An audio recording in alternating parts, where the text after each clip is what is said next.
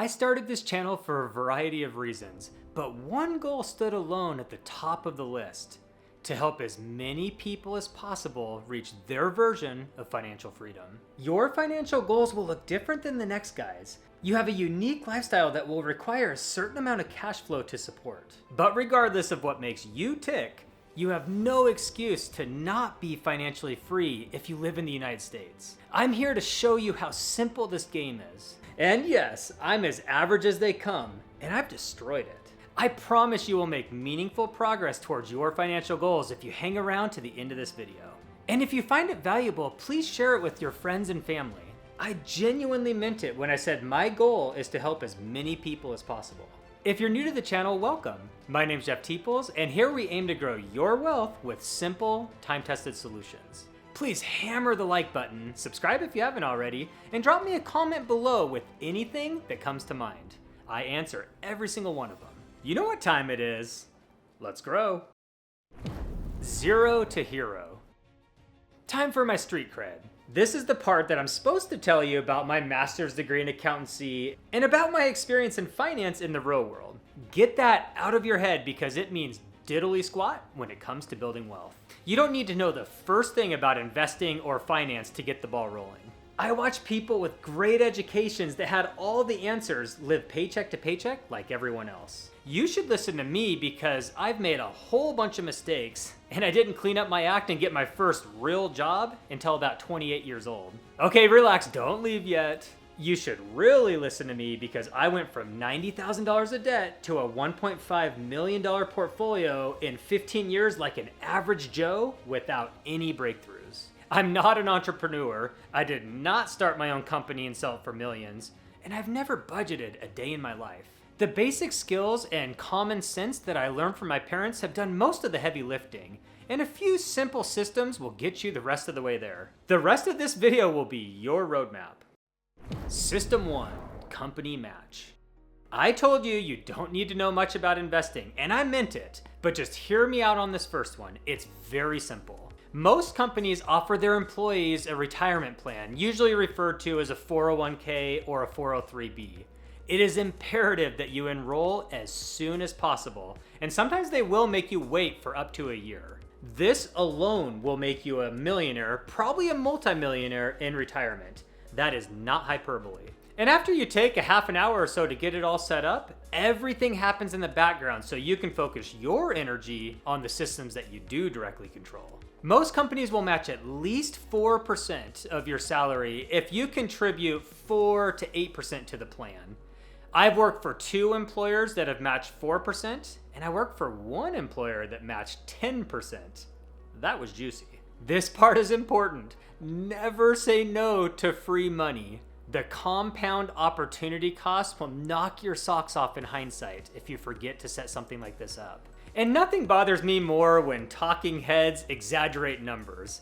I don't want you to get that idea, so we are going to walk through a simple example to give you the warm and fuzzy. Congratulations, you got a job at a company making $60,000 per year. Not a bad way to start. In this example, if you contribute 8% of your salary, the company will match 4%. This means that your contribution will cost $4,800 per year or $400 a month, and the company will match, again with free money, $2,400 per year or $200 per month.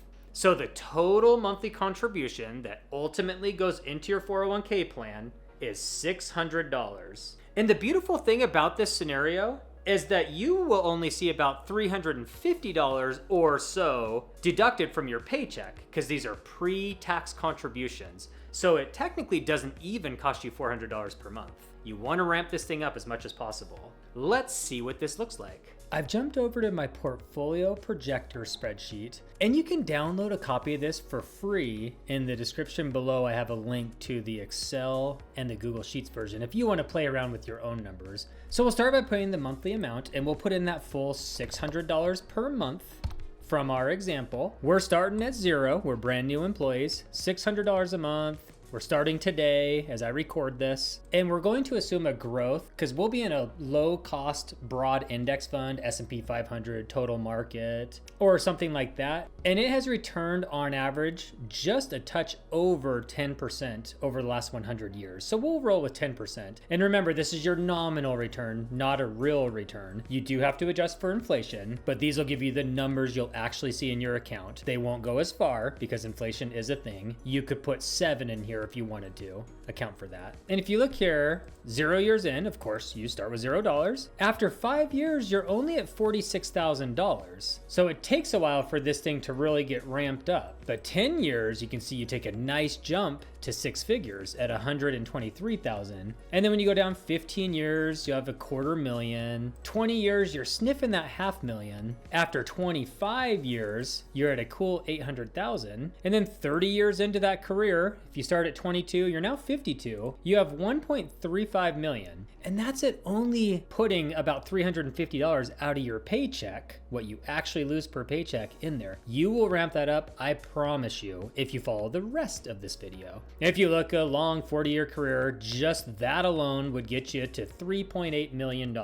Again, in reality, if you're watching this and you're younger or you're sharing this with your kids, you are going to have a much larger number than this after 40 years, because you will get your monthly contribution up to $1,000, including company match, $2,000, $3,000. You'll see as we dive deeper into the roadmap. I highly recommend increasing your contribution amount over the years as you get raises instead of lifestyling up. Or you can take the extra amount and start other account types on the side as you learn more about this stuff. And that, my friends, is what our other systems are for. Let's get to it. System 2, the weekly audit. The typical first step to fixing your financial situation is to create a budget. You'll never have extra money to invest if you're wasting it all every month. I'm not a budget kind of person, which is strange because I am a spreadsheet nerd.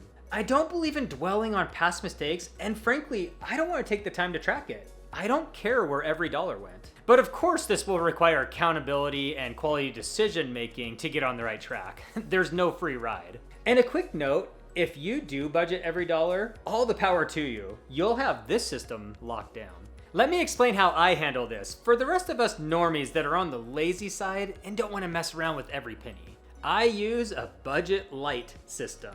I have a weekly process where I confirm every purchase. I personally do it on Friday because that works best for me, but the day of the week does not matter. I think it's important to consolidate all or most of my purchases to one source, and that's my primary credit card, which I pay off every week. If you don't have the cash in the account to buy it, you can't afford it.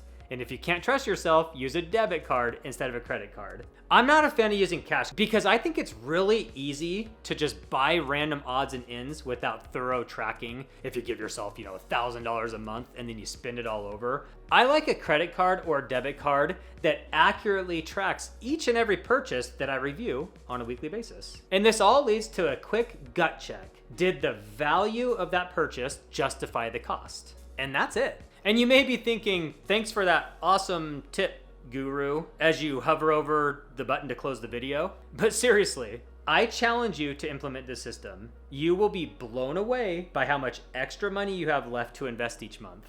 And as a bonus, it'll enable you to address any billing issues or fraudulent charges in a timely manner. This weekly process takes me about 3 minutes, like legitimately not exaggerated, because I've ironed out all the fat. It only gets easier the more you do it. On to the closer.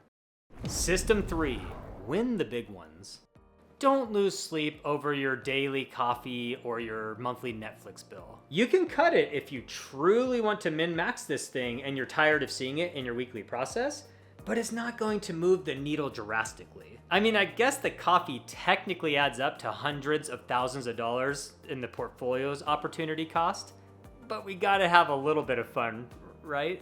But please do have nasty nightmares about your major life purchases, your home, your cars, and any other heavy hitters. I know this one's gonna be weird, maybe a little controversial, but I do consider food a heavy hitter for a lot of people. And hear me out on this one. I knew multiple people in my working days that made great money, ate out most days for lunch and dinner, and low-key lived paycheck to paycheck. Let's say you spend, especially in today's world, an extra $20 a day on these meals compared to the cost to eat from home. I think reality is a lot higher for some, but let's just go with it. That's $7,300 per year wasted on food.